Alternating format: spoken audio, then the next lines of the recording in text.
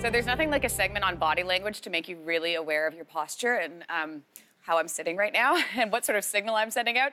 Today, we're sitting down with the authors of Truth and Lies to sort out what people are really thinking based on what they're not saying. It's all about nonverbal communication. Mark Bowden and Tracey Thomson are here to break it down for all of us. Hi. Hi. Hey there. Yeah, so I'm sure you get that a lot. Do you find that you are judging people based on what like me, for example? Am I relaxed? What's happening with this? Well, I mean, clearly you're on TV and you're having to, interview us and present. So within this context, it's pretty easy to work out what's going on for you. But certainly, we all judge people all the time. If we weren't constantly making judgments, how would we ever get on with anything? We make snap judgments instantly about the people around us. Are they a friend? Are they an enemy to us? Is there a possibility of some kind of frisson of dating that might go on? Who knows? Or are we just indifferent to them and they just don't matter? And you talk a lot in this book about, context is everything. You use the acronym SCAN. Let's break that down. What does that mean? Okay, so SCAN is a system we're trying to help people go through where you suspend judgment. So when Mark was saying we make a judgment, a snap judgment, it's like we know we make that judgment. We're going to take 1 second just to go, I'm going to take a moment and look at what else is going on, okay? And then C is take in context, that all-important context. Where am I when this is happening? Because one gesture might mean something completely different. The same gesture will mean something different in different contexts. And then A is ask, what else? What else are you bringing to this interaction at the moment? So are you feeling, if you're in a dating situation, are you feeling on top of the world as you go in? Are you feeling a little desperate and scared? Are you hoping you look good? Do you know you look good? Like, what are you bringing to it? And then N is you can make a new judgment. So it might be the judgment you had before. You might go back to the old judgment. Doesn't mean it was wrong. You were just suspending it to begin with. Or you might decide to go a different direction.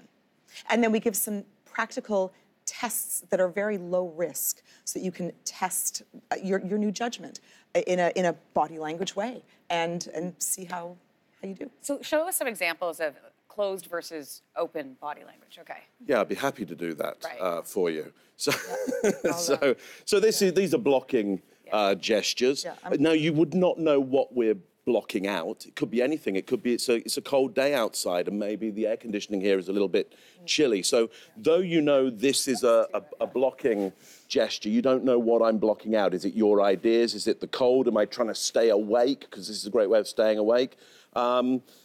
Obviously, these are now more open gestures. It's the kind of gestures you might have when you're around a nice warm fire. The face is more open. So it's really simple. It's simple stuff to pay attention to. You've just got to look at the context and then bring in more information, then test. Are you blocking my idea? Are you blocking, your tiredness? Are you blocking the cold? What are you putting up a barrier against? Do you guys remember how you guys were when you first met? Like, what was the body language there? It's been pretty good. We've been together for quite a while now. At least 20 years, my gosh. Yeah. Interesting. Yeah. Okay, so you mentioned sort of flirting. You talk about that in the book. So I want to give some examples. So let's say you're at a bar, okay? Singles night, you're at a bar. You see someone across the room, right? Where are you? There you are. Yeah. And then you lock eyes. You look away, you look back. Yeah. That person does a little something through their hair. Okay, yeah. What does that mean? Does it mean what I think it means, which is, let's have a drink?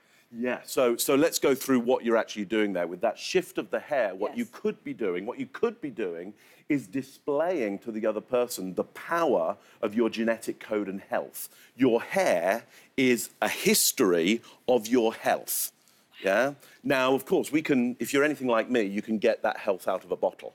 And, but I'm not saying, not saying that for you. Right. But it's showing how good your diet is, how shiny your hair is. That's a traditional way of showing power. And then the eye contact shows value. If I have eye contact with you, you're valuable. If I have eye contact with, the audience over there, they're more valuable than you right now. Now, the only problem is do you know whether there's flirting and value going on for you or for somebody nearby, and you're kind of a decoy? That's happened to me. I waved at somebody. I literally saw somebody across the room. They were like this. I go, and then they ran. What I thought was to me, I opened my arms. Oh, no. Right by me. Oh, no. Terrible. Oh, I'm going to cry. So maybe just be aware. Oh, tell me about it. So be aware of your surroundings was my lesson there. Absolutely. Be aware of your surroundings. Be Know self-aware. who's behind you. Right, be self-aware. Am I really the most valuable thing in the room? That's a really important point, because we talk about context. We don't just talk about the fact you're in a bar. You're also, where are you socially in that bar? Who is around you? Are there other high-value targets in the room? There was a target behind me. I had no idea. You got to know these kind of things. You got to know these kind of Be things. like the FBI and the CIA. Walk in and take a good look around That's you, right. first of all. That's right. Realize you're not the only one there. And part of our test, actually, would have you moving to a different part of the room to test if it is, in fact, you or somebody behind you. Where were you guys 10 years ago? Next situation. We really appreciate your time this morning, guys. Really fun and interesting. Thank you so much for being here. Thank